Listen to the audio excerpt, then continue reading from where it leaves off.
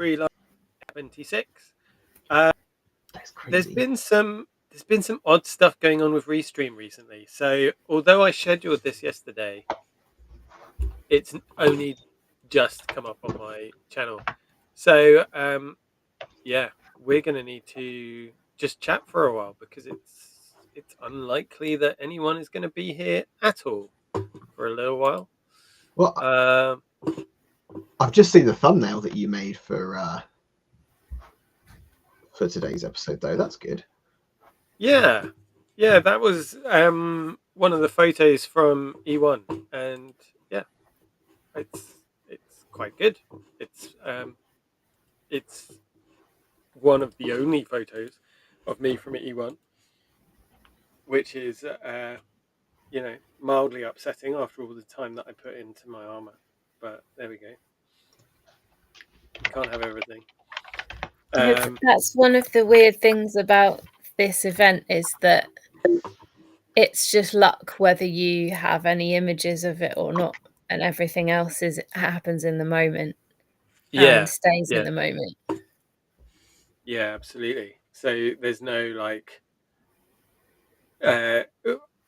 we at reenactment events there's often opportunities where you pose and things. Yeah, but you don't get that here. So there's, I mean, it would seem cruel of me to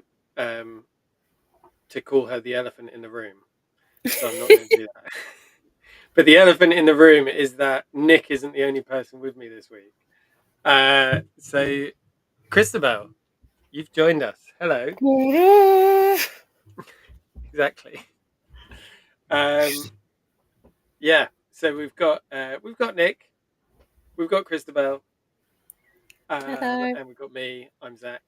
Hello, everybody. We're starting to get there's some people coming. If you can see us and hear us, then leave a comment just to say hello in the chat. And then hopefully later we're also going to be joined by Isaac. And we're going to be talking about Empire, because all of us were at Empire.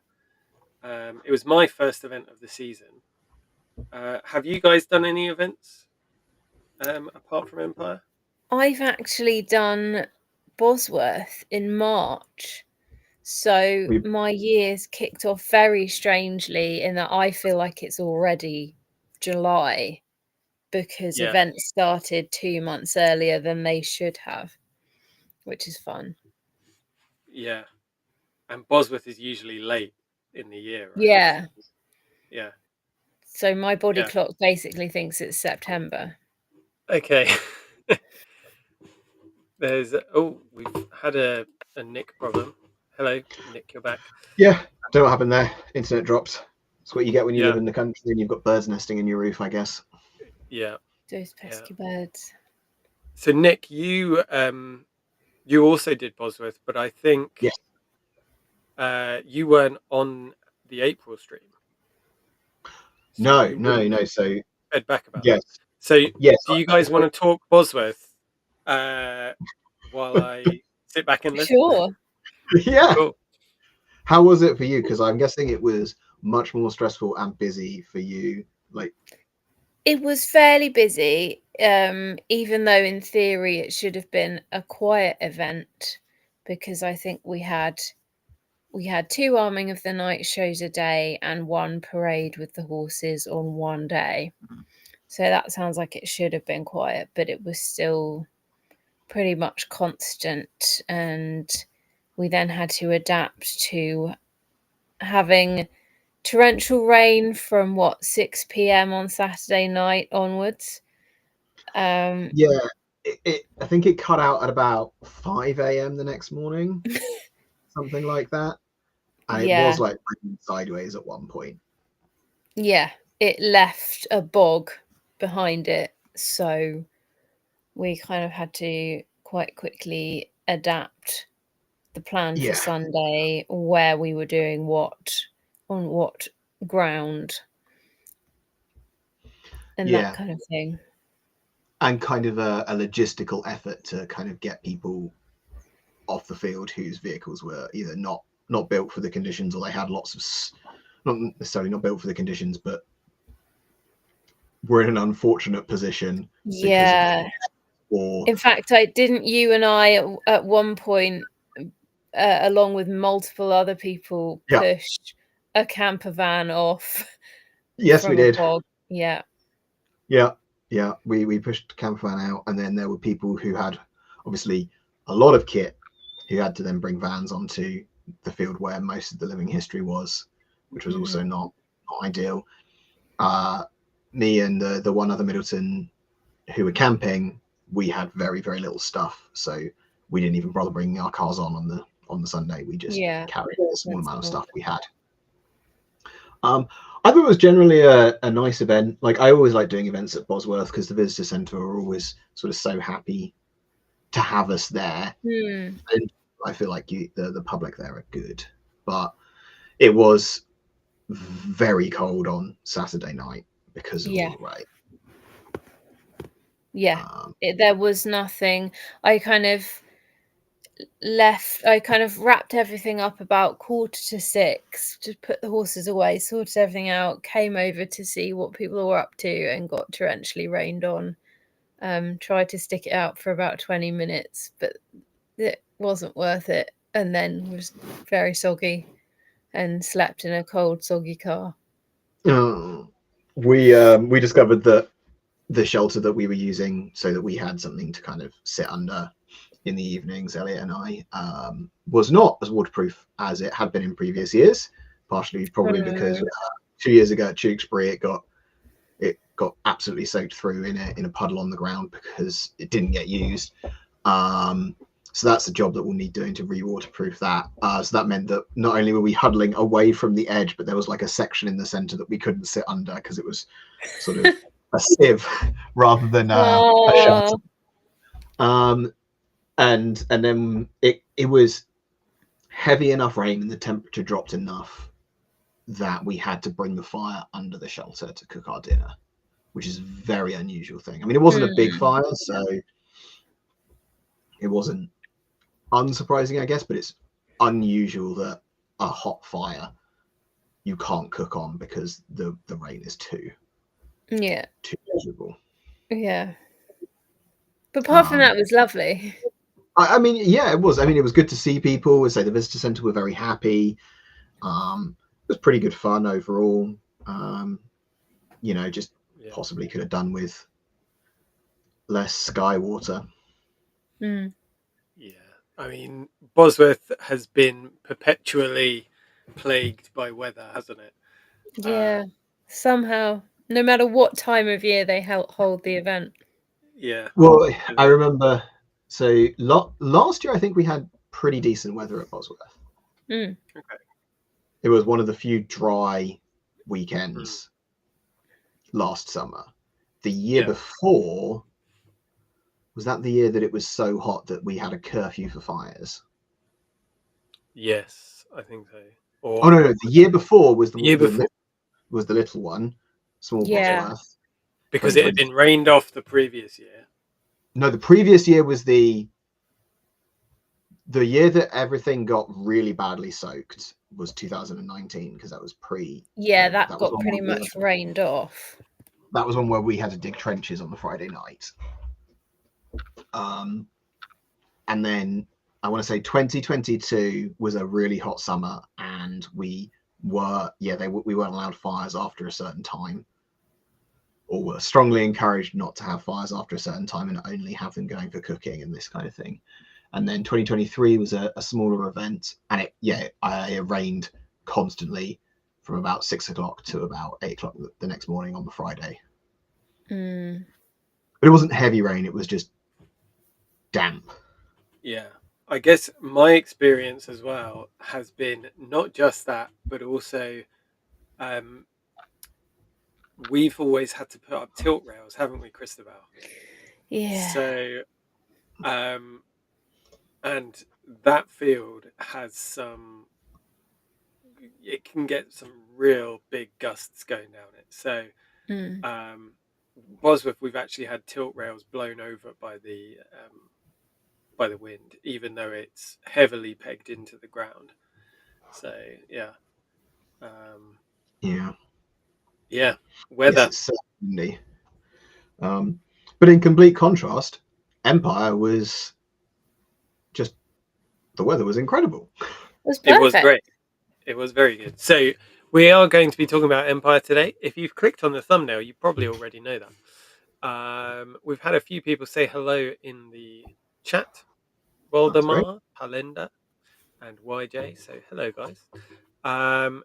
And before we jump into Empire, should we talk? What was the next thing we normally do?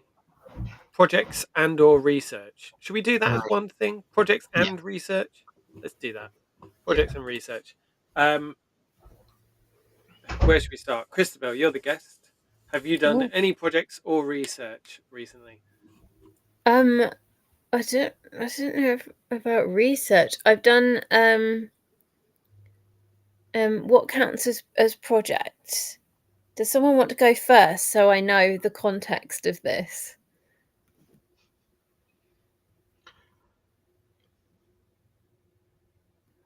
Do you want to go, Zach, or I can? Yeah. Okay. Okay. So I have been making stuff ready for Empire. I have been modifying my shield, so I've added a leather rim to my shield, and I've also been sewing and dyeing some leather bottles, which are designed to look like costrals but are actually metal insulated steel on the inside. Basically, costrals are very good for most of the year, but if they're lined with beeswax, as they often were in the period, then they, on the hottest days of the year, they end up leaking. And as our reenactments often happen on the hottest days of the year, that means, yeah, they're less useful than they could be. So, yeah, I've been making these. I've made some to sell. I have sold some. I've still got a few more. Yeah, they're very useful. And we definitely needed some at Empire. So, yeah. Yeah, so I've been making those. And another thing that I was going to take to Empire but didn't manage to is I've been making a Viking bag. So if I go big, there we are. So this is a bag made out of a combination of leather, rope, and wood. And it's based on a find in Heedleby, which is another. This is why we're combining projects and research now. And basically, it's got two wooden slats at the top that you can pull apart so that you can open it. And then when you let it go, it just closes automatically because the weight of the wood holds it down. So, yeah, been making that. I got some nice walnut, nice soft black leather for this one. So I'm really pleased with that. I think it will catch on, Zach. Absolutely. I can see people taking it on a night out. Yeah, well, they should. Yeah. Whether they will or not is another question, but they definitely should. And I was also working hard to finish Christabel's armor, but we can talk about that later. Which I should have worn for the episode, but I didn't think to. Yeah, you should have done. Yeah. So, Christabel, do you feel confident enough to know what this section's about, or do you want to? I'll go ahead. I'm afraid I don't have any wonderful visual examples around me. My projects and research are a bit more sort of esoteric, but I've been working a lot with the horses and training them, and I have an event with Destria. Well, I have an event, the Battle of Lewis, this weekend, and then I have a Destria event the following weekend. So the Battle of Lewis will be a 13th century joust. in my hometown of Lewis, which is the easiest event, transport-wise at least, that I will ever have. Don't even need to drive. And then the following weekend is a 15th century event, a fundraiser for a church up north, and that will be a 15th century joust and some skill at arms. So yeah, I've just been training for those things really. Great. How different is the sort of setup and gear for your 13th century joust compared to the 15th century one? I mean, it is different. Someone asked me the other day, well, but would you recognize it as jousting? And I was like, well, yes, it's the essence of two people sat on horses in armor with pointy sticks running at each other is all there. It's just the armor is sort of, I guess you could say, bigger looking, maybe, like bigger helms, clunkier, more male as well. I don't believe they had tilt rails, which is the bit that goes in between the horses in 13th century. So you are sort of just having horses run at each other, which I guess, Zach will correct me if I'm wrong, at some point they went, this is causing accidents and is harder on the horses, let's put a barrier in between these. Which kind of means if you're reenacting 13th century jousting, you're knowingly doing it worse than it became, which is an interesting one, isn't it? You've got to be accurate to the time period, but you're well aware that improvements were made to the sport after that. Does it has that made it more difficult training with the horses and that kind of thing? Well, I'm not jousting in the 13th century thing. I'm the lady of the joust, as it were, so just scoring. So I haven't been training horses to do that, but I would say in general, yes. I think one of the most difficult things is getting two prey animals to run towards each other, because normally horses would run together in the same direction. Away from something. Away from everything. So getting them to run towards a threat in different directions is a big thing. And because the horse doesn't know that the rider isn't going to aim directly at the other horse or whatever. So they've got to sort of trust you on that. So I think it's probably a bit of a brain explosion for any given horse, really, and it's harder to train. But once you've got the trust of the horse, and once they've done it enough to know what it is, then, like anything, they can learn. Yeah, it's an odd one, isn't it? Because I need to do a video about this because we don't use lance rests in our jousting because it damages it increases the strength of the hit and therefore damages the armor, more wear and tear on the equipment and so on. But I've recently found out that I've got a tear in one of my shoulder muscles, which is probably as a result of couching a lance and not having the support of the lance rest to hold it up.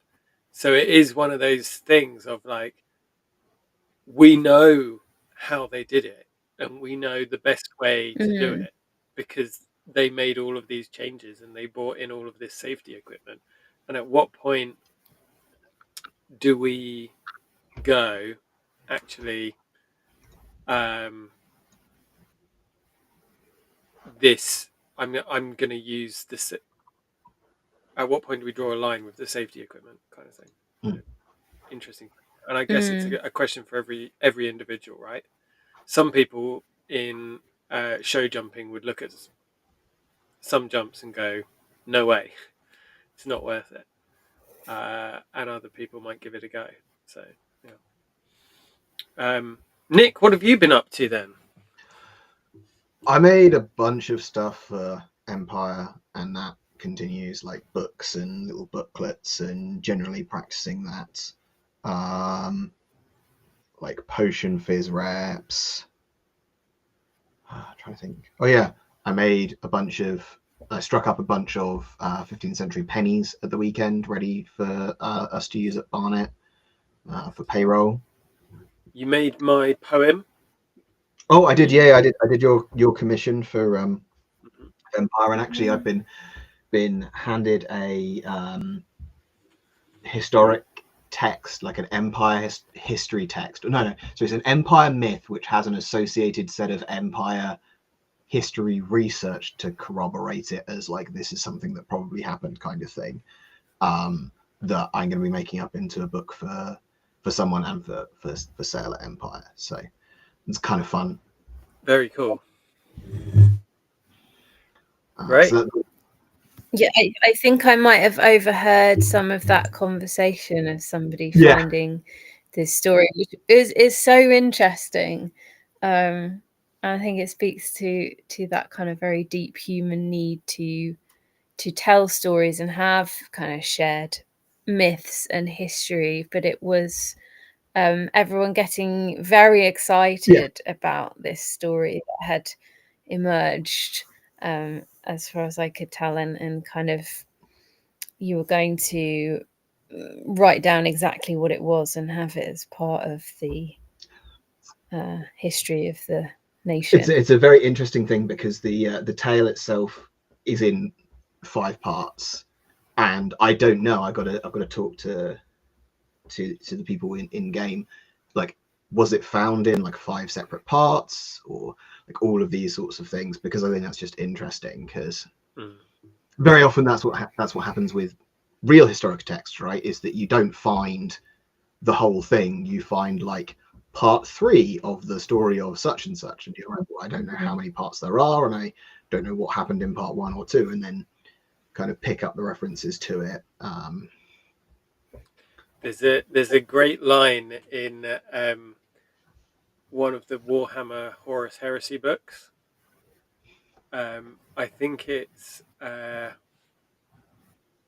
of the Dan Abnett ones, where one of the remembrances is talking. So these are in this, Christopher. I don't know how much you know about Warhammer, but in the in the far future, basically, it's another horrific dark age for humanity, and then humanity creates this empire, and they're beginning to try and piece back together some of the history. And there's a great line of dialogue in this novel where one of the remembrances says, "But we've learned so much. We have all 5 of Shakespeare's plays." And yeah. So yeah, it's one a of nice the little nod to that. yeah. Trouble as a historian. I like the and it's relevant as well because we only have ancient Greek theatre that they considered worth recording. Yeah. Mm-hmm. So there's probably loads of really, really bad comedy and depressing tragedy that was just kind of dull, that like a bunch of playwrights in ancient Greece wrote and were like performed for like 2 weeks, and everyone was like, yeah, no, we don't need to do this again. This was bad. Yeah. Yeah, but that's less upsetting than the thought of like there's probably some absolute gems that are lost forever because they've been burnt or were never written down or whatever it is. Yeah. Well, one of the philosophers, I can't remember who it was, one of the Greek philosophers actually didn't. He told his students not to write things down because he said that it damaged your memory function to write things down. Like you needed to practice memorizing, and it's only because one of his students didn't follow his instructions that we actually have his teachings. It's like, yeah, it's frustrating. There we are. The trials of a historian. Speaking of historians, Leonidas Sparta has joined us. I don't know if he's still here, but he has just released a video on testing a Greek hoplite shield, which is very interesting. So I'd recommend checking that out if you're at all interested in that sort of thing.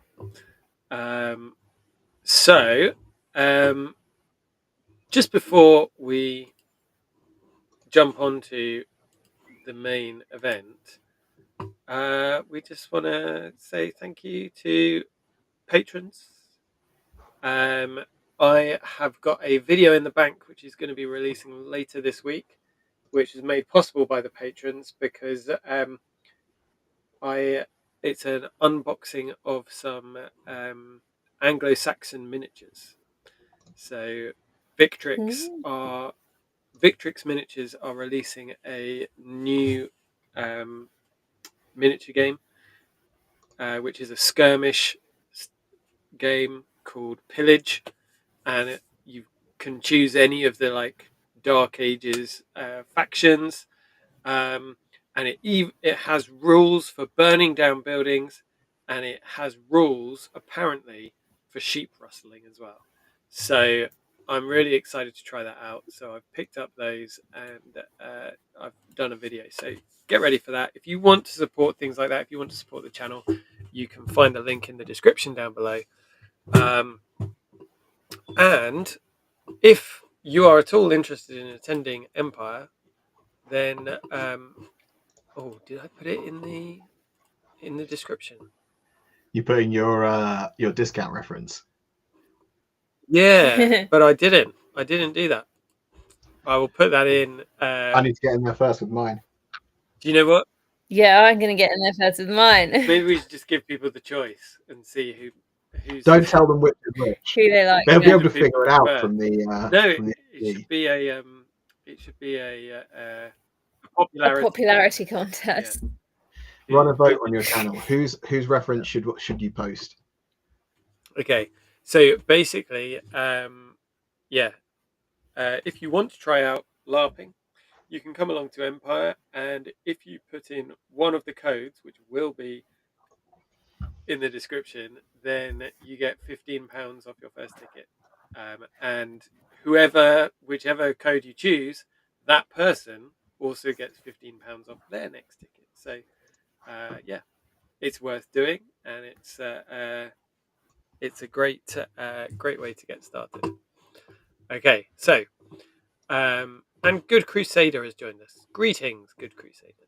Nice to have you here. So we are going to talk about Empire. So it was my second LARP event. It was Christabel's first. I don't think you've LARPed before, have you, Christabel? I have never LARPed before. You've done TTRPG though. Yeah. Yeah. And it was Nick's eighth Empire. Like I've done a few other LARPs outside of Empire. So yeah. Cool. So first of all, how was your first ever LARP, Christabel? I loved it actually, and Nick's gonna laugh because Nick thinks I just love everything, but I don't love everything. No. I counted things you don't like. Yeah, okay, like badly fitted armor. Yeah. So I didn't really know what to expect, and I think I was quite nervous that that definitely on the first night that I didn't know how in character people would get. And I'm sure it varies from person to person, but I sort of didn't know if I was allowed to, I just didn't know if you were allowed to kind of acknowledge that you're playing a game together, or if you just had to be very serious and very in character. And it actually turned out to be the former, which I think once I realised that everyone is aware that they're playing a game and that's kind of the point, it became a lot more fun, or very fun. And what amazed me as well is just how vast the world is and how much there is going on once you have a few thousand people in a field all role playing different characters and having different storylines and different objectives and different histories at once. You could almost, I mean, you could easily have spent days just running around following other people's kind of side quests and stories and things. There's like so much going on. It felt a little bit like being in Game of Thrones and pressing pause on the main storyline and just running amongst all the extras and seeing what was happening, which was just really fun. Yeah. I think the game team at Empire do a fantastic job of having like big plot, which is like driving the world around Anvil, around the actual like game weekend, and then having like medium plot, which is like happening that weekend, and then like small plot, which like only has like a group of people, but still leaving space for characters to make their own plot, which is completely irrelevant to like the larger game as a whole, but they have loads of fun playing out and doing those things.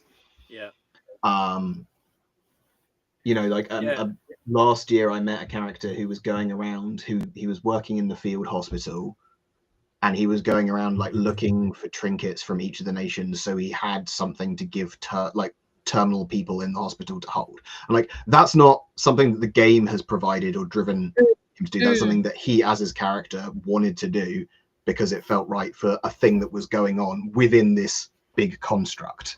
And I think I've done some events where there's been too much big plot and you're kind of like, I don't know which thread to follow and I don't have time to do everything. And I've done things where there's been not enough plot and you're just kind of sat around drinking tinnies with your mates, which is a great thing to do, but you could do that not in a field.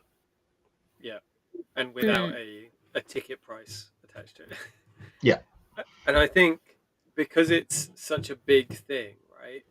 As you said, Christabel, you can just direct away and find something random and interesting.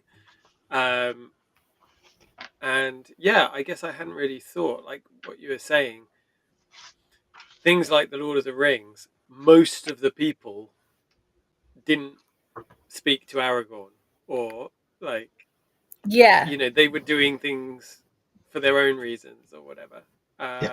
And yeah, it's a really interesting one to just embrace that. And that's what I think one of the big differences between this and tabletop RPGs is that in tabletop RPGs you are often the heroes that save the world. And in this, you're part of a bigger picture. It's an interesting thing which I'll get onto when we talk a little bit more about Empire as an event. But yeah, you're not a main character. You're a main character of your own story, Empire, but you are not a main character of the story of Empire. So it is rare that you get like that big main character moment. But someone did. Yes, someone did this weekend. So yes, they did. Yeah. So we've just been joined by Isaac, everybody. So good evening, Isaac. Hi, hello. Can you all hear me okay? Yes. My mic, excellent. Hello. Yeah, you're a little bit laggy, but on the video, I don't think I can fix that, unfortunately. Okay. My internet is poor. No worries. Okay, so we've got Drumstick in the chat, who knows Christabel and I by our Empire names. So oh yeah, and he knows Wegman as well. That would be Tom, I reckon. Probably. Yeah. Probably. I was thinking Tom. So yeah, good to have you. Good to have Rice Brown as well. Yeah, we were just getting Christabel's initial thoughts, Isaac. So we've kind of, if you've just joined us, like Isaac has, we've got Christabel, where it was her first event, me, where it was my second event, Nick, where it was his 8th event. Isaac, how many empires have you done? I've been going since the first event of the second year. Okay. So, and I haven't been to every event every year, but I've probably been to most, on average, 3 a year. Yeah. So I don't even know how long it's been running now, but a long time. We're in 11 or 12, aren't we? Jesus, yeah. I think I started when I was like 16 or 17, and I'm now 28. So you've paid for a large plot at Empire over there. I suppose you could say that. I guess. Fine, they threw me a bone, right? Yeah. Yeah, absolutely. So yeah. So how was everyone's Friday? Should we start there? Should we like go through the go event as it happened? Like we don't have to talk about everything that happened, but I'm interested because you have like an almost completely separate game to what I have. So how was everyone's Friday? Did anything interesting happen? Skirmishes? What? So my Friday started off on a bit of a downer because I wasn't able to put my tent where I was hoping to put it. Yeah. Which then affected my game for the whole weekend. So I arrived later than I was planning to, and due to a mess up in camp planning, the space next to the road where I was going to put my shop was taken by another group, which then meant that my shop was about 10 meters back from the road and behind other tents, which, yeah, I think that was a big deal for what my game then turned out to be. Yeah, that wasn't ideal. Yeah. I think in future get there on the Thursday, and you can just well, not do what the camp planner says and just put your tent where it needs to be. Yeah, that's the ideal. I couldn't because of job. Yeah, yeah, of course. You know, this one was in term time, so yeah. So there we are. But that was a frustration on the Friday. But thankfully for me, that was, I think, really the only downer of the whole weekend. So yeah. I can't Anyone remember else what want to happened jump in on Friday? You thought that you'd lost your tent, Isaac. Yeah, well, I had a bit of a moment being the de facto camp mum, and the tent wasn't in the storage where it normally is, and we had a bit of a minute of panic, thinking because someone had borrowed it for Mena's Fate the weekend before, and I thought maybe it hadn't come back, and I actually had sent a bit of a sassy message to someone, which I had to quickly delete and be like, yeah, that was kind of my bad. It was just right there in the storage container. We just didn't see it. So I really appreciated the way that you jumped immediately from I can't see the tent to oh, so and so has forgotten it, and look, I mean, rather than turning around and looking at another shelf. Look, I mean, I'm going to throw my hands up here. I was totally in the wrong for that, but there's been a history possibly of things like that happening. So anyway, let's breeze past that. We got all set up, which was nice, and then the regular Friday things happen for me, which is all the military command people convene, and someone says, well, the normal leader of Wintermark's not here, and there's supposed to be a vote for their position this time.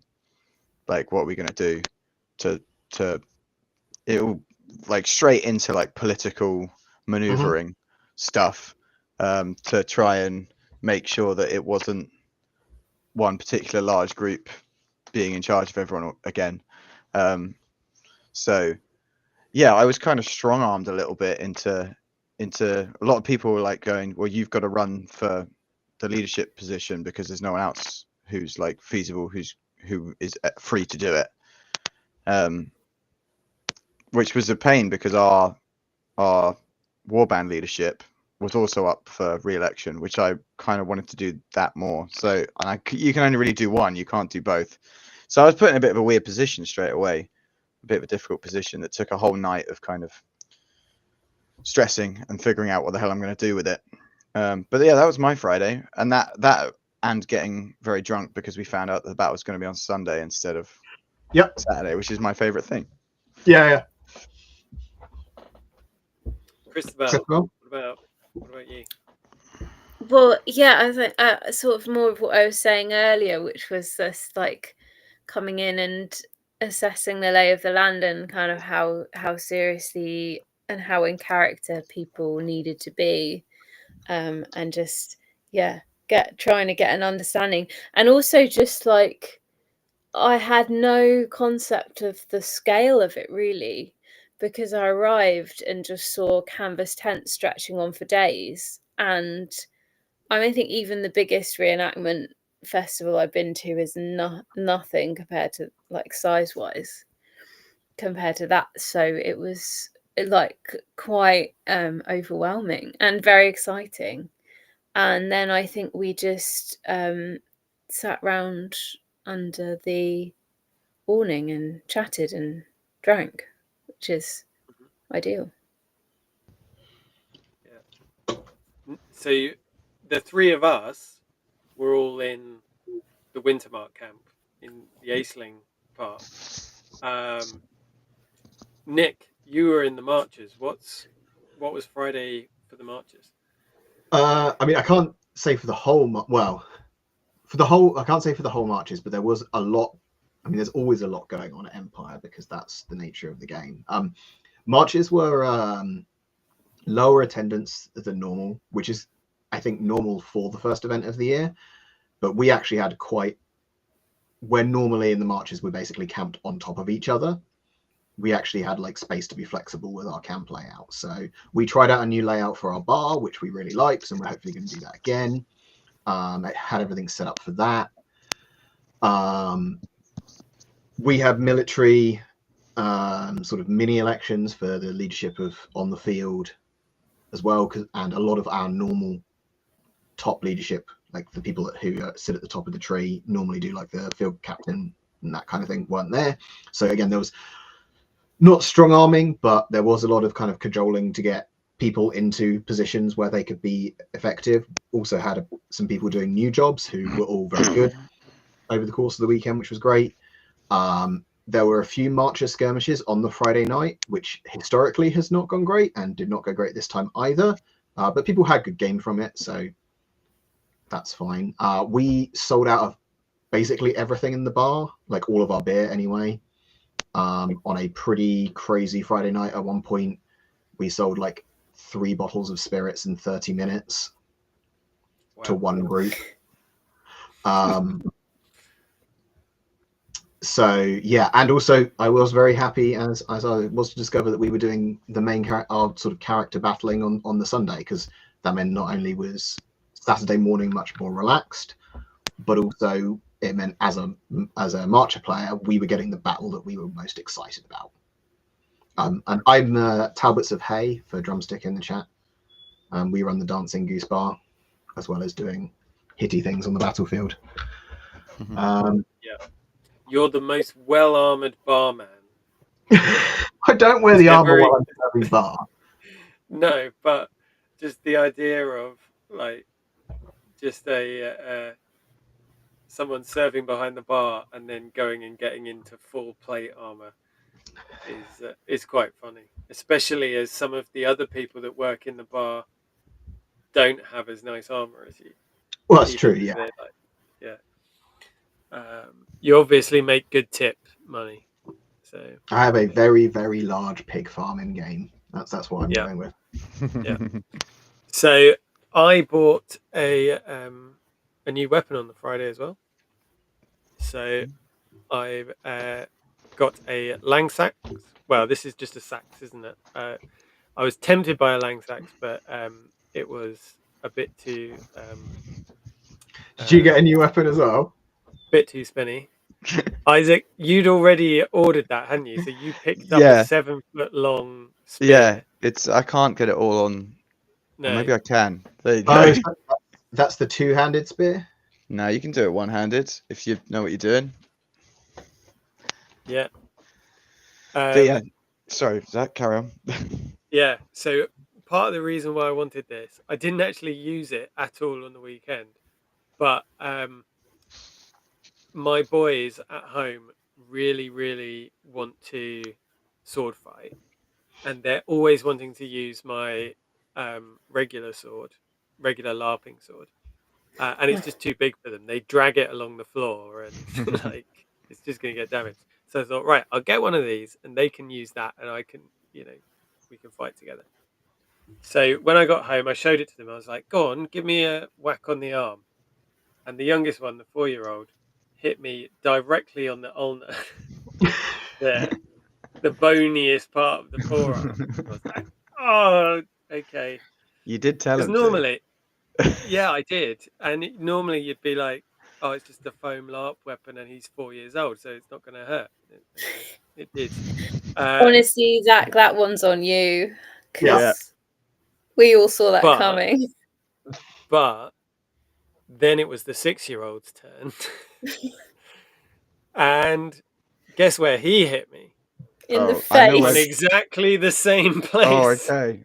I was going to Okay, that wasn't where I thought this was going, but I'm. That's No, not no. where I thought, because I've done LARP fighting with children, Yeah. and they aim for No. the sense The vulnerable part. Wherever they can Always. reach. Wherever they can reach. Always. Yeah, no, he managed to hit me on exactly the same spot as the 4-year-old. So, and they're convinced that I'm actually indestructible, or at least don't have any feeling. So they, gave it welly. So yeah, that's all that this has been used for so far, has been to hurt you. to hurt me. Like, Yeah. the sidearm that I carry around at LARP has only been used to attack my friends with. So So yeah. Then Saturday morning. Well, let's just do Saturday. Let's just do Saturday. We'll be here all night. yeah. Otherwise. How was monstering, Christabel? Monstering was the most fun ever until the Sunday, and then that was even more fun. But as we were putting on Orc masks and stuff, I was like, maybe this is what I just do this, because I'm loving Join this the so standard much. crew. And they provide a handy shade from the sun as well. So what more could you want from life? And you're just running around. And then it was when, I think that was the moment it clicked, where I was like, oh, this is fun. This is silly fun. Is when someone was like, now your job is to protect the land shark. And everyone was like, Oh, yeah, cool, the land shark. And I was like, wait, what? And then I saw this land shark. okay. And then I was like, oh, okay, this is silly. And then you clocked that there was a saddle on top of the land shark. Yeah, and all I wanted was to be the rider of the land shark, which I didn't get to realise. But another thing I loved about the land shark was that if you looked really closely, as we had the opportunity to do, because we're guarding it very closely, it was just those kind of a couple of those metal rollers that flatten crop fields with a shark thing built around it, and some guys just doing their best to lift it up. And the general message was like, well, I don't know get what you're out, talking do about. not stand in front of it, because once it goes, it goes. I don't know what you're talking about. I didn't see any of that. Oh yeah, you saw. I have just a normal land shark.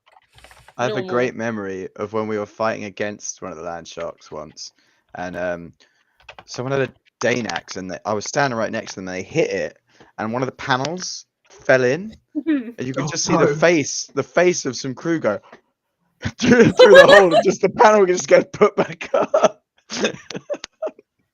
Yeah. Oh, So because of the way that it fell, so even though Nick was part of a different nation than us, we were all orcs on that Saturday morning. Well, for the first time monstering, I didn't play an orc. Oh, well, you were human. I played a human like Empire defector. Okay. Partly because I wasn't feeling wearing my orc mask, and also because I wanted to wear my helmet, and it doesn't fit over my orc mask.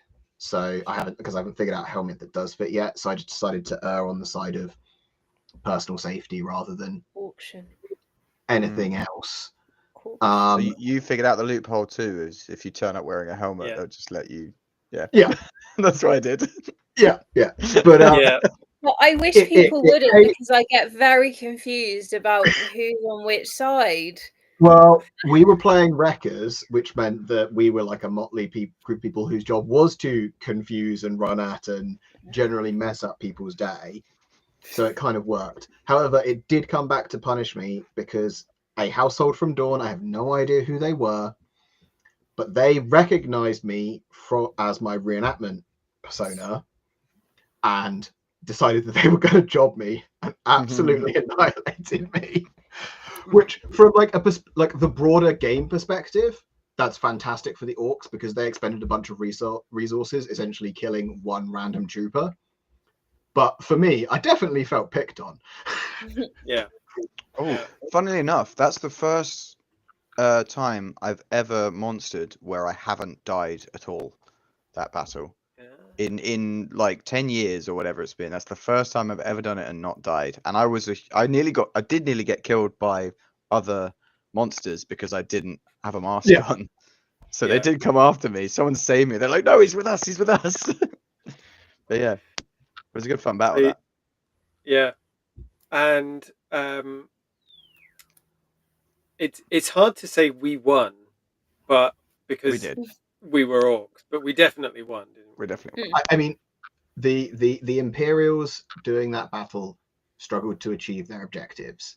Yeah. And I mean, there's a lot of politics and planning goes in when you're in the General's Council and stuff because they pick the battles, and I think they really wanted the Sunday one to be a victory, so they kind of stacked the Sunday battle, and then the Saturday battle. I think they were aware there was a higher risk of it not being a victory. Yes. Okay. So it was a harder battle for them to win, Okay. and they do that quite a lot. They'll stack one battle and somewhat sacrifice the other one. Okay. And is that because does someone always call it? And I guess by the sounds of it, then you don't always win just because you're on the hero side. No, definitely not. So you have to achieve certain objectives in order to win the battle. And on I think the Saturday battle, they needed to capture a bunch of like wooden planks. There were 5 planks that were going to be used to do a ritual, and I think they got 3 of those. And then there were 5 defectors that they had to like identify and capture that were played by specific crew members with specific attributes. And I think they only got 1 of those. And then there was a 3rd objective, which I have no idea what that was, but I don't think they completed that either. Yeah. So yeah, it was a part, like they did some of their objectives. There is definitely a real risk of failure going into those battles. Certainly there's a personal risk of like character death. And then there's a like overall risk of failing objectives. And Matt Pennington, who's kind of the head of the game, has said several times on podcasts, he's like, they will never just make the players win because they're there as players. They might pull the crew back if their paying customers are getting obliterated in the first 15 minutes. There was a little bit of that going on. Yeah. And that happens sometimes. Because at the end of the day, players are there to have fun, but part of the here is that there's a challenge involved. So yeah. And that's what really sets this apart from a reenactment battle, is that you don't know what's going to happen going in, you know. There isn't a script. There are objectives, and there isn't a predetermined outcome. That's what I love about it, because Yeah. you need to actually be good if you're going to win. Like, you need to make actual tactical decisions. Your leadership structure has to actually work if you want to succeed. And like, I don't know, I think Empire is many things, and it does many things that I are not like, don't hugely appeal to me or whatever. But the thing they do really well that does really appeal to me is that like grand strategy in the battles thing, and the actual competitiveness, and you get morale and stuff that you don't get in other games, which is great. I really enjoy it. Yeah. And George has joined us in the chat. So George. George was on the Saturday. Isaac, we went to see George because you owed him your allegiance. Yes. So do you want to talk about that? Yeah, we can talk about that a bit. So the Sunday battle that was decided on, the objective of the Sunday battle was to kill Jarl of the Jotun, and he was like Jarl of the Mournworld. And George is just saying "yo" in the chat. so many years ago, when my first character Empire died, me and George were in the same group, the Boustons. And it was kind of the group that all of us grew up in at LARP, like from the ages of like 16 to like 20-ish. Anyway, there was a battle that went awry, and basically all of us died apart from George and like one other person, or two other people. But it was very few of us made it out, and it was kind of symbolic of the death of our youth at LARP. And like, moving on. And it was very emotional, but that Jarl was responsible for that. And this Sunday battle, George's character, Bill Hook, got the chance to have his revenge. And as a semi-OC, but semi-IC thing, Aidan, who plays Wilmer, the Thane of the Aishlings, I like messaged him and was like, because the Bousons are our friends, like IC, should we go and just like swear to help? Because like I kind of want to be there and I want to see it happen, for Bill to kill this Jarl. So Aiden was like, yeah, for sure. So on the Saturday we went over. Was it the Friday or the Saturday? Anyway, we went over. I think it was the Saturday because we needed to know that we were part of the battle, right? Yeah, I think so. We went over and I had a little word with Bill and kind of was like, look, we're good friends. We know how much this means to you. We want to be there to ensure the path of your Skyne stays true, which is obviously a Wintermark thing, but I took that as a little cultural, like, we want you to achieve your destiny, basically, of getting your revenge. So yeah, that was the Sunday battle. Was the objectives were to kill that Jarl. And yeah, I don't know. Do we want to talk about the Sunday battle yet, or do we want to? Well, should we just the rest of Saturday? So in the afternoon, I set up my shop and sold a few things for in-character money, but nothing really. So again, like, that's the Friday kind of, and not being there to set up at the right time really, affecting my Saturday game. And Nick, your bar sold out again because we came to visit and we were like, yeah, we're going to get a cheese board. We're really excited. And you had literally nothing. Like, the lights were all switched off. Sold out by about 7, except for like a few cheese boards which had been prepaid for later on in the evening. Which, talking of things going wrong, there was a group who came in on the Friday who prepaid and booked a bunch of cheese boards, and then they came in on the Saturday having pre-booked and prepaid for a bunch of cheese boards, with most of them having new characters. And then spent the evening toasting other people's old characters in like a funeral wake situation, because most of them had died on the Saturday morning or Saturday afternoon in various battles and skirmishes. No. Which I did feel sorry for them, but yeah, That is the nature of the game sometimes. And I did look closely at them because I wondered if I'd accidentally killed any of them as a monster, but I hadn't, so it was fine. Accidentally on purpose. When I'm being a monster, right? Yeah. Don't kill him. He's a paying customer. But yeah, we sold out. We did a bunch of. There was lots of politics stuff going on in the marches, votes and elections and things, and we basically got to do were successful in all of the things that we tried to do, which was really good for the group as a whole.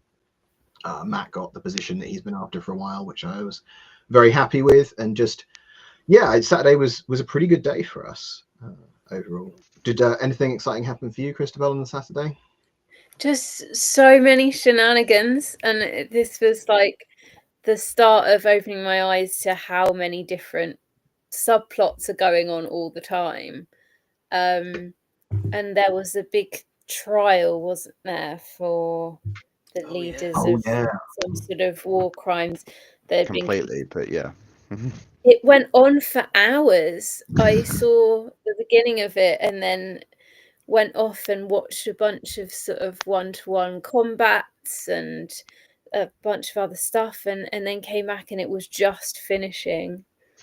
Did you see the there was a point on the Saturday afternoon where just a whole parade of people in black carrying torches marched through. That was really early. Normally that happens after dark. And it happened really early this year. But yeah, that's High Guard. It happens every winter solstice. Okay. Yeah. Yeah, it was the national holiday festival thing. Yeah. Yeah. And then I think it was quite amusing. It was just after Lodwick died.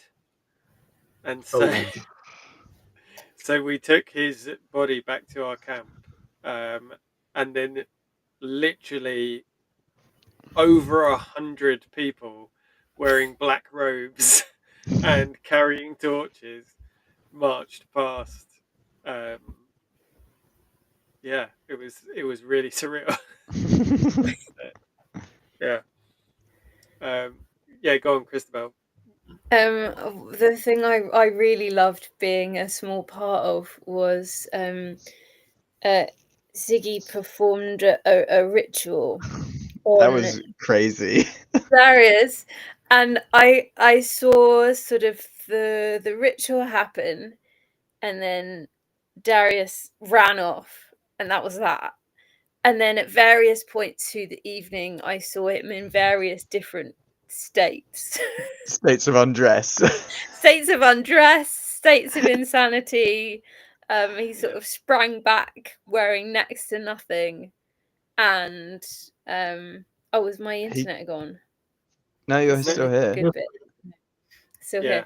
And then he couldn't speak. He was speaking a language unknown to anyone, and which was Romanian, broken Romanian, by the way. Sort of bits of Romanian, yeah. And then different people got very involved, and every time I next saw him, somebody else would be trying to figure out what had happened and what they should do about it. But they all went about it in very different ways. So then sometimes he'd appear, like one time he appeared with bandages, blooded bandages all around his hands and just bleeding. And it was like, what happened to you? And then he couldn't explain. And then he sort of scarpered off somewhere else. It was just... Darius was very much the MVP good. For me for this. Yeah. Weekend. Well, I do want to give a good. I do want to give a good shout out to Sasha who plays Siggy because I don't know if you saw any of the actual ritual. He's been teaching sign language stuff, and it was a combination verbal and I don't know he didn't speak much at all, but it was like an interpretive dance made of sign language that he did the ritual in. It was really cool. It was really, really cool. And I only got to saw bits because I was kind of guarding. Yeah. He took a bunch of us along to guard the perimeter of the ritual, so I was glancing back and seeing bits while holding my axe and stopping people coming in. But it was really cool. And then Darius Sam ran with it, literally ran with it Yeah. off into the distance. So Siggy is basically sworn to mischief, isn't he? Yeah, he keeps giving like not sacrifices, but doing like rituals and stuff for this eternal. I think it's an eternal, and it's the eternal. Like one of the things they embody is like chaos and mischief. Yeah. So yeah, it's just very silly stuff. But he's got some cool rewards out of doing all that stuff, which I probably shouldn't talk about. So Oh, he was that's talk. So it's really easy to get too focused on or well, not too focused because everyone's doing their own thing, right? But to focus a lot on the fighting side of things. But there was a great moment when Siggy was talking about the possibility of learning the paralyze spell, and that's really powerful in battle because obviously if you can paralyze an enemy, then they're in trouble. But he was saying, That's great, yeah.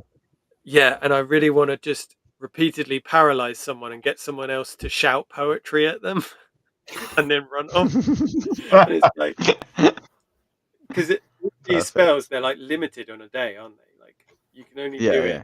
You get so many a day. He was like, yeah, if I can do 6 paralyzes a day, then that will mean that I can paralyze someone for a whole minute. Just stack them all on one person. Yeah, just repeatedly again and again paralyzing them while someone else reads poetry at them. I really want to be the one reading poetry. Yeah. Like you have to do it in a really monotonous tone as well. Yeah. You could do it after dark on Murder Alley, couldn't you? Yes. You don't even know who's done it.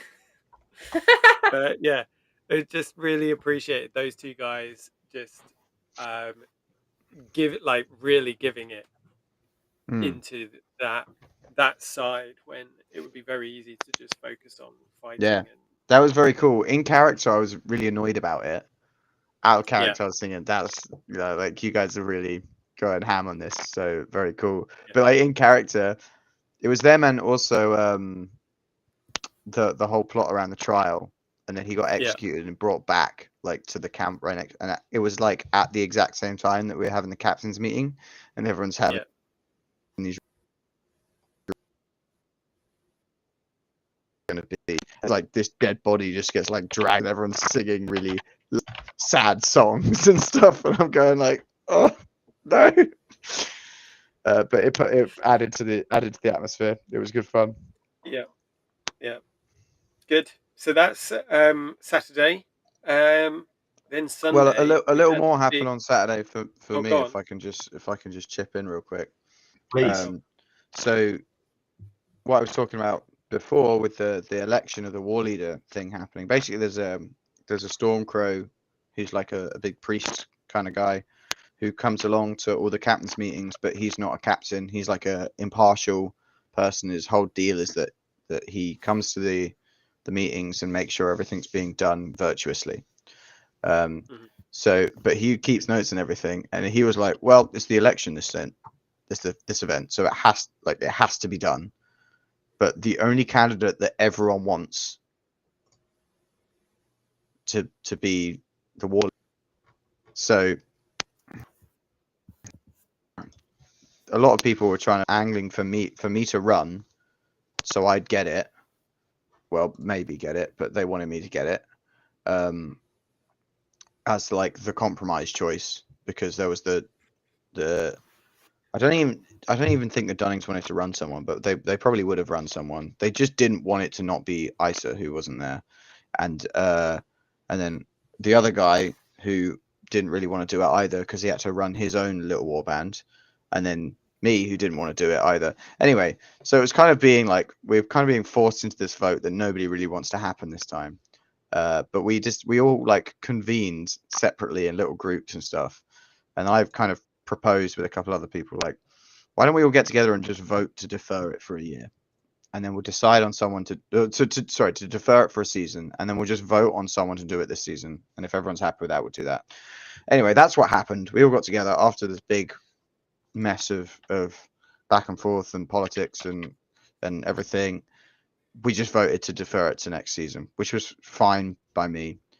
I said I'd stand if Hakon couldn't do it, who's second. So Hakon could do it. Sorted. He did it. Then I got to run for so then we did all the captain's meetings and stuff. Basically, I was off the hook. The problem I was having really was that I would have done war leader, but that would have meant that I couldn't go and fulfill my oath to Bill to go and help Bill out in doing the hunting down of Jarl Hakon, because I kind of wanted to just like go and fight with Bill and just be part of like the murder squad. And I wasn't going to be able to do that if I was being like kind of shoehorned in and forced to lead like the 200 warriors of Wintermark. So that was a bit of a close run thing. I managed to like kind of politic and dodge it. So also I don't want to do it for a whole year. It's a lot of meetings, and I kind of want to stay with Herstal and Agelings and do the Stormborn thing. So that all worked out. So we had our captain's meeting. Everything was sound. All good. That's my Saturday. There we go. Great. So going into the Sunday morning, and I really appreciate the fact that Empire do their battles in the morning, because often at reenactments, the battle is like 4 until 5 o'clock or whatever, which means that you don't get to relax until the end of the day, right? Yeah. And everyone stays in bed all morning, Yeah. right? Do they? No, I assume they everyone don't, stays in bed all morning. because there's Some usually people like do. a smaller thing. There's usually stuff that you're involved in the morning, and then the battle's like the last thing. When the hangovers really kicked in.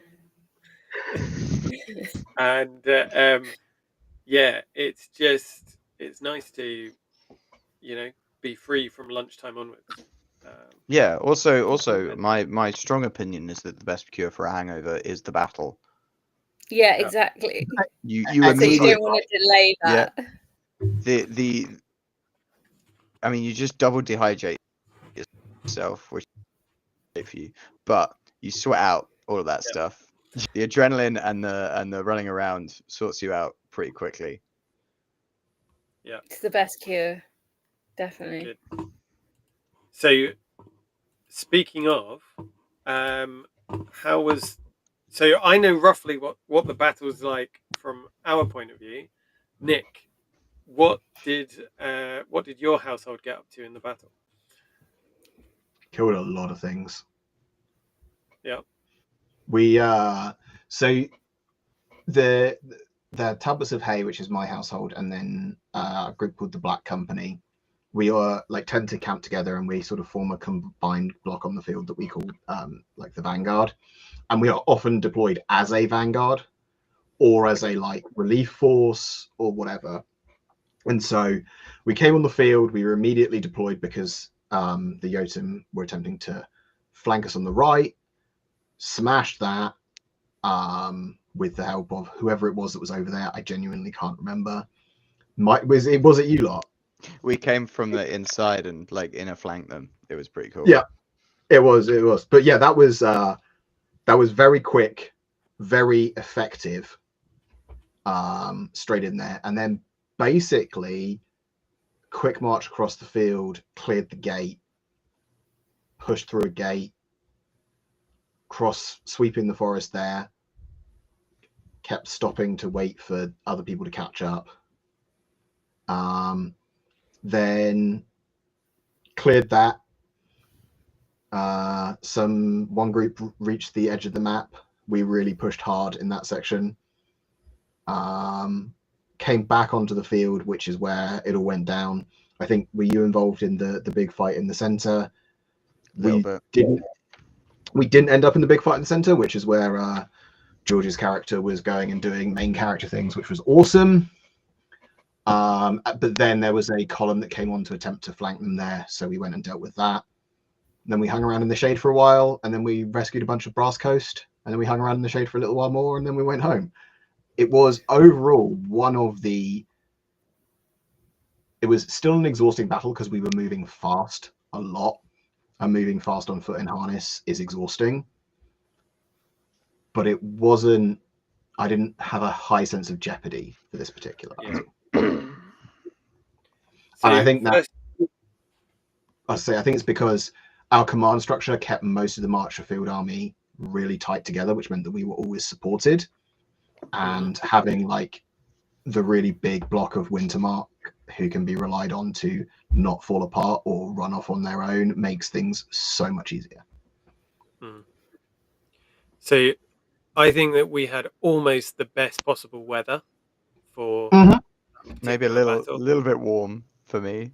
Could have done with a was- slight breeze. That would have been. I was nice. wearing definitely too many layers than was sensible.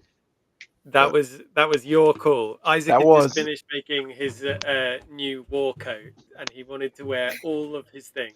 Yeah, It's so I was wearing a linen tunic, a wool tunic, chainmail, and then a wool wrapper over tunic, which was lined with wool.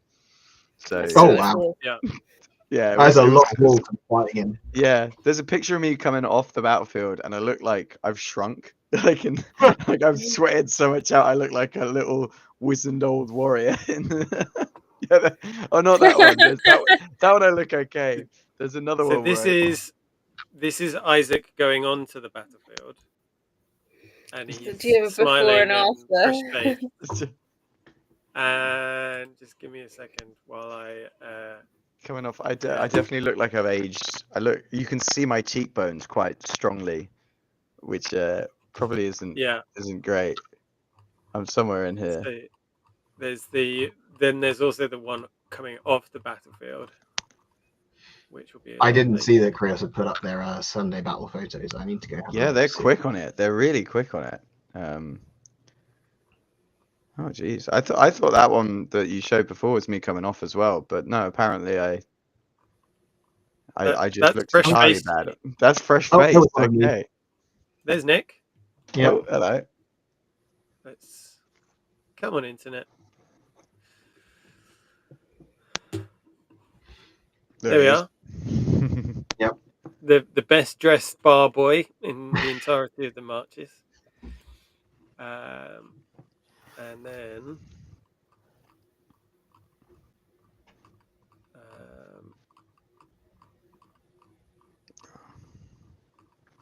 there are a lot, and there's less than there were last time.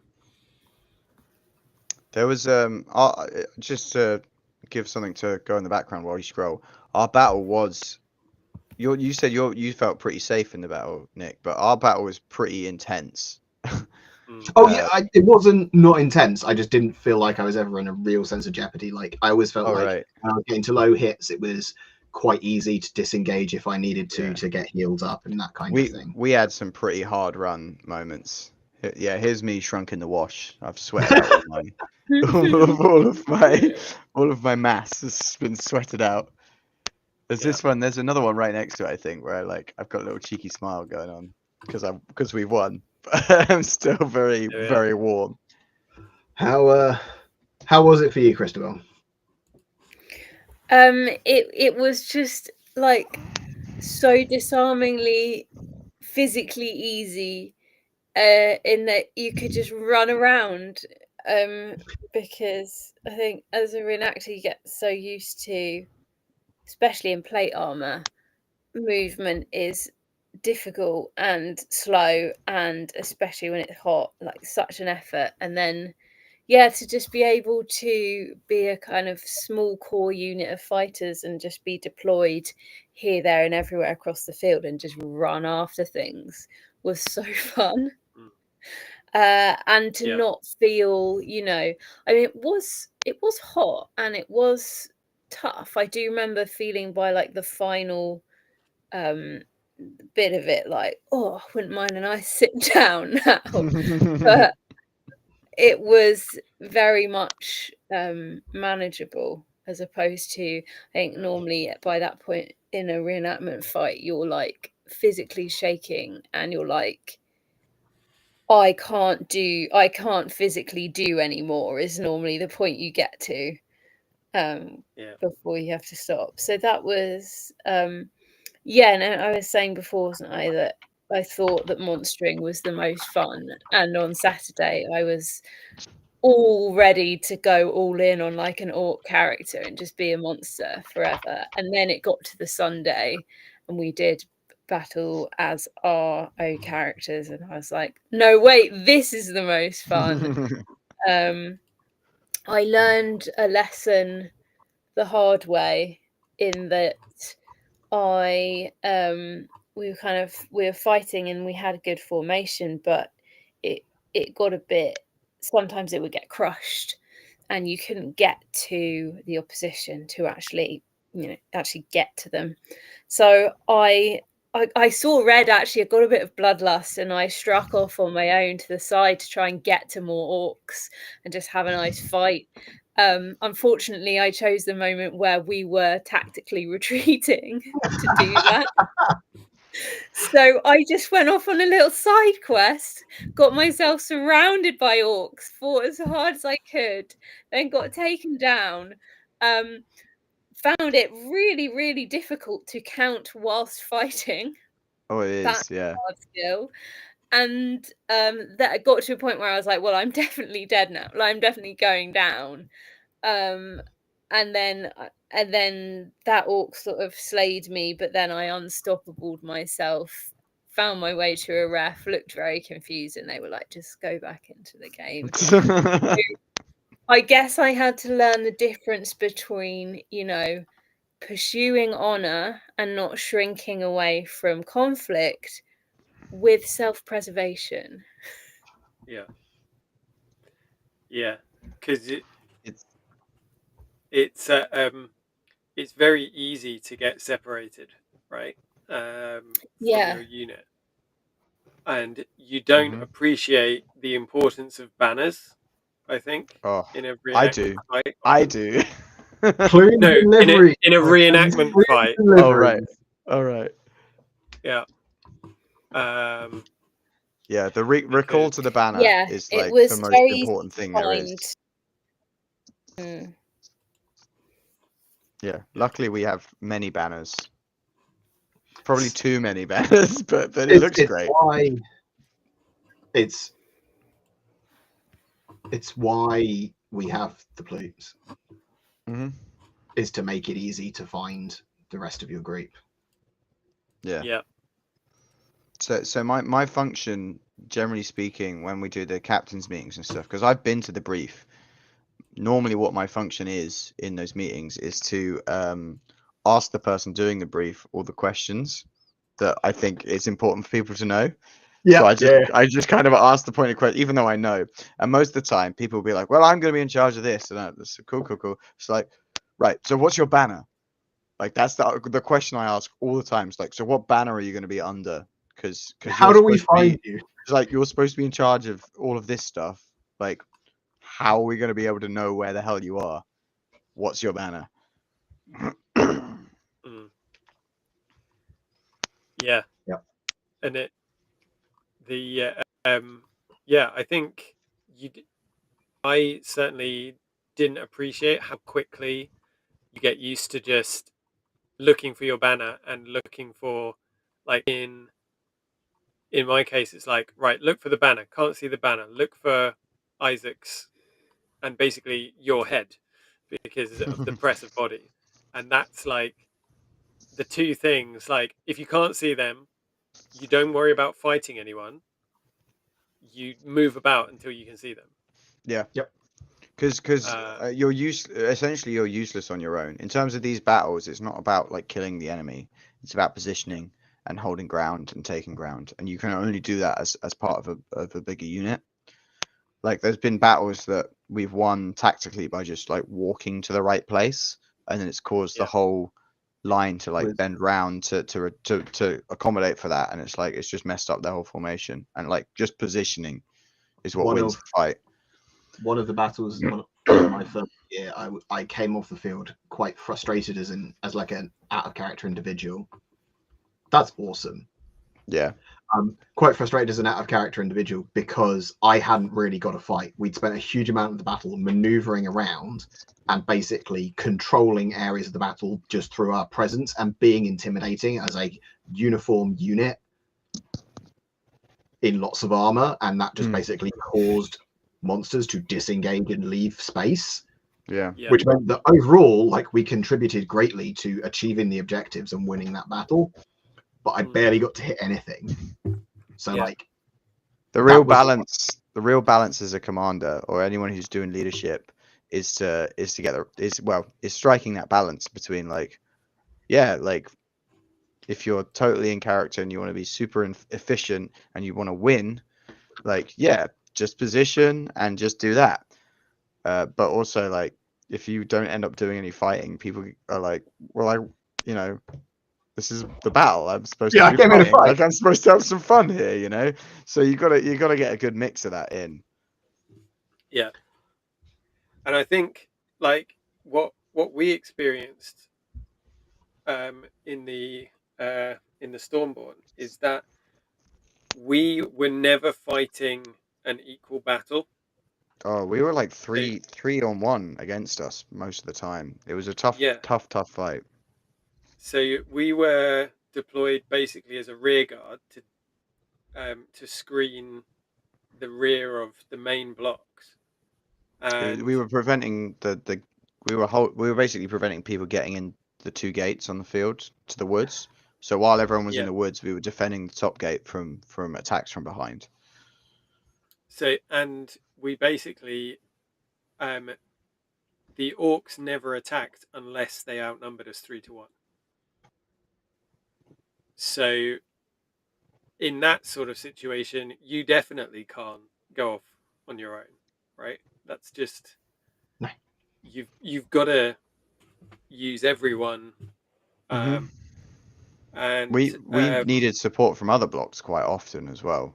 yeah, Like we got yeah, we'd set ourselves out in a nice position, nice open spacing to screen essentially, and then this big unit would come and hit us, and we'd kind of absorb the momentum, and then we'd get ground back quite slowly into the trees and stuff. We actually lost our banner at one point, which got That's just recaptured through stupid. You would do Darius. that. Yeah, well, funnily enough, it was the guy who got bewitched the night before to be a crazy person, but he did manage. But to be fair to him, he managed to get it back in quite a daring, feigning death and like sneaking around the lines and everything. Got it back. What happened was, as we were retreating, it got snagged on a tree, and because it's wound around, it just got pulled off the end of the pole. So he was just there with a pole with nothing on it. And I saw it and tried to like rally forwards and push to get it, but they were really on top of us. Then we were having a proper struggle in that bit, and we got pushed right back, probably about 50 60 meters. We got pushed, and that then was the biggest push as far as I remember. I think yeah, that went. was a real tough moment. We lost a bunch of people. They fell behind the enemy lines. It got real close, and they were starting to wrap us. And there was another unit to the left of us who were trying their best, but I don't think they had any proper direction leadership who could kind of direct them to. So I kind of left the center because I knew there was nothing I could do there. I ran over to the far left with I think one other guy. Funny enough, it's the other guy with the I came with the you. other guy. Oh, you came as well. Yeah. And the Yeah. guy with the good moustache as well. The other guy Yeah. with the good moustache. Yeah. He rocked up with us, and we kind of were like, "Don't fucking let them wrap us. Let's hold this." And just between like the three of us, we managed to like stop people stepping backwards and grind the Yeah. momentum to a halt. And that was enough Yeah. to stabilize it just for a second. Because sometimes that's all you need. You need a couple of Yeah. people to run over and go like, no, we've got this. You don't have to walk backwards anymore.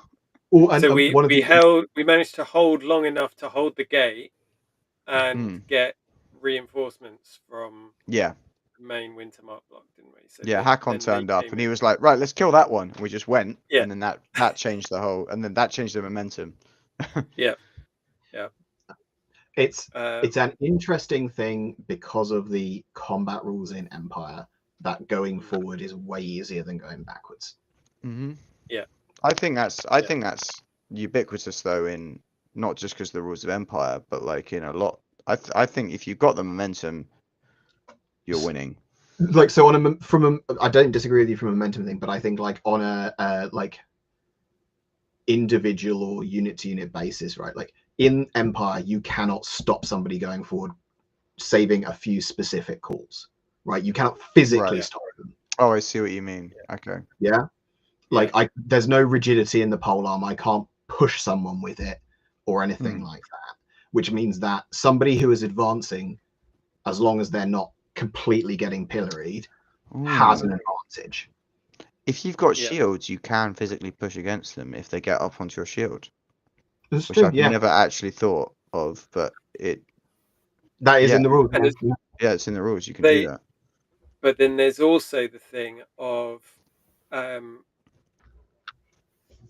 with unlike in real combat, where a spear thrust to the face is going to put you down, whether you're wearing a full plate or whatever.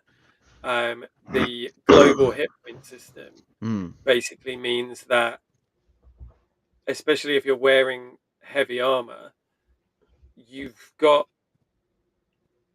always got a certain amount of time to continue that push, and it doesn't matter how good at fighting and how many the people that you're facing against are. You've at least got 7 hits or whatever it is before you go down. Which I think that was kind of the story of those pushes, right? Yeah, that we it's attrition. had to retreat to maintain our hit points, but we're dealing enough damage during the retreat that then when we were ready to push back, it's an attrition game, really. But I would say that I think I'm probably the only one who's got extensive experience in other LARPs with other fighting systems and stuff.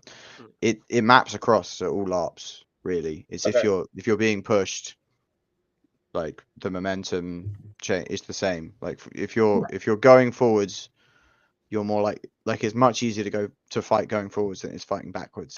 Yeah. And I do think it maps across a lot to real world stuff. But it's obviously impossible to know. I'm noticing the time. Yeah, it is late. Did anybody else have anything super cool from Sunday, Christabel? Like, I know that you had your little running off on your own and then nearly dying, but did anything else cool happen for you on Sunday? Or is Christabel completely frozen? Oh, I think she is. Ooh, maybe she has. I thought she was just really bored. Let me see if I do this. She's still really bored. You've moved her video feed somewhere else. Yeah. Okay. Let me just check and see if I've got any messages.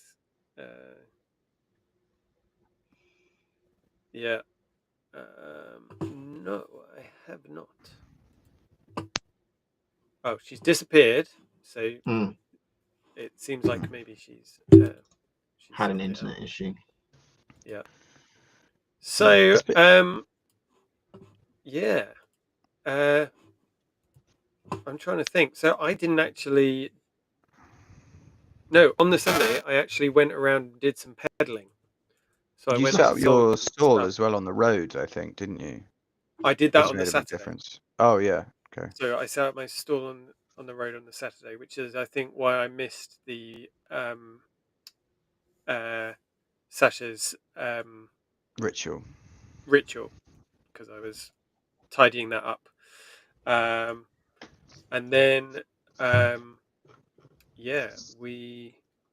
went around and sold some woolen blankets. Got rid of those. Came in handy for me. Yeah.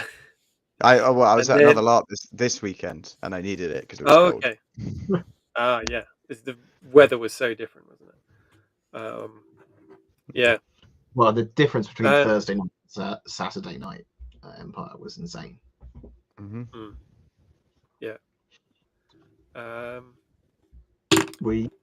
can't think of anything else on the Sunday. The game seems to end very quickly after the battle, or at least people check out after the battle. Unless they've got like a big job to do, like they have to go to Military Council, they have to go to Senate, or they've got something that they're trying to push through Conclave or through the Synod, right? Like their stuff kind of peters out on the Sunday. So we had to go get our farms enchanted, which is like a game mechanic to make our farms produce more money, which ended up being like a whole faff up at the Reggio with a Brass Coast coven, which was really, really fun in the end. Like just like some of the wackiest roleplay I've seen from like a group in a completely different nation doing a completely different style of ritual, which was great. But apart from that, yeah, didn't really. You're right, not a lot happens post Battle on Sunday. Before you disappeared, Crispin, I was asking you if you had anything else cool that you remembered from the battle or from your Sunday before we think about wrapping up.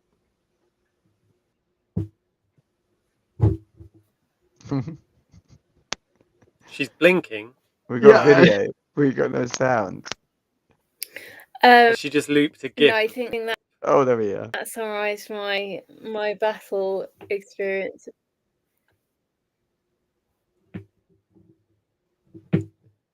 Oh, I think there's a big lag. There's a big Crispin, lag. There's a big lag. That's what it is. Okay. Okay. So have I disappeared forever? No. No, you're just really slow. Dance. Yeah, you're just like Okay. Yeah, we can 90 see. seconds behind. Oh no. What did you call me? So I did a mess up. A little slow. Okay.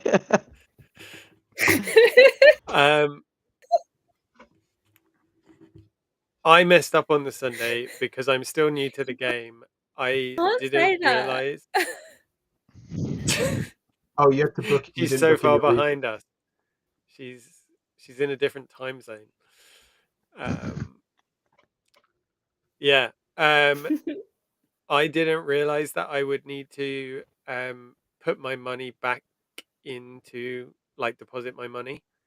You don't in have order to deposit money unless you want to use it. Yeah, so I did want to use it. So I've messed out. I thought I would be able to use the money that my business makes in the off season to allow me to craft in the off season. Email. So I've done that today, and hopefully that'll be sorted. And I'll just have to remember in future to always keep. The important thing is if you want to use resources to craft, you really have to book those in. And if you're struggling with that, you talk to Matt in Talbots, because he always books in huge bags of resources to do crafting with. So okay, cool. I think it's just those little like niggly parts of the mechanics where it's like, what order does it happen? So you choose what to craft before you get your income. Yeah, and you have the materials. Yeah, and so knowing that sort of thing, I think, is just part of the learning experience. Yeah, learning the sort of admin of the game as opposed to like the playing of the game. Yeah, I just never bothered with that. Never bothered with that. You have a military. Yeah, I always forget to do it. I always forget to do it. Send it to places. Downtime's That's open. why you've got the money. I don't need money. I roleplay. I just it's all good. The only thing I use the money for anyway is buying beer. Gambling occasionally. Yeah, some gambling, just stuff that my character would enjoy, you know. Yeah. Sometimes buying some magic items or whatever, but like the money for me is not a requirement for the game to be fun. Yeah. Like resources and stuff, you know, they're periphery to the roleplay. Yeah. Yeah. So there we go. Empire E1 2025. Out of I don't really like putting numbers on things. Did everyone enjoy themselves? Yeah, I did actually. Yeah. I felt like it was I'd had a year before where I hadn't really known where I was going with the character and stuff, and this one was like a real refocus on where I'm going with it. Cool. Yeah. Nick. I would say this was a really. I good had an Empire. 11 time. Like, it wasn't. That's the number. She's literally like a minute behind. Isn't Yeah, I don't know how it's happened. But, yeah. Yeah. Nick, go So on. Yeah, I was gonna say I had a really, really good Empire. I don't know if it was the best Empire weekend, but there were elements of it that were definitely like I think it was the best non-combat Empire that I've had. I don't Cool. think it was like the best combat experiences that I've had, but definitely the best stuff outside of that. I'm really enjoying So- watching Christabel react to us react to her about a minute later. Yeah. Just start laughing. Yeah. Should we ask her a question now and then she can answer it in a minute's time? Yeah, let's do that. We need to ask her now to say goodbye in 3 minutes' time. Yeah, sure. Yeah. Did she Okay, enjoy it? Christabel, Did she when enjoy you- it overall? Yeah. And say goodbye. Yeah. And in the meantime. In well, the we'll just- meantime, there's someone's posted something in the chat, but my chat window has frozen, so I can't actually see it. Nick, It's can you? Matt talking about artisan things for you. Oh, cool. I will check that back then. Thanks. It's talking In about fact, retraining. could you? Okay. Could you leave it as a comment rather than in the chat, Matt? That would be really. Now I'm going to make a prediction. Here we go. I predict that you will hear this message in 1 minute's time.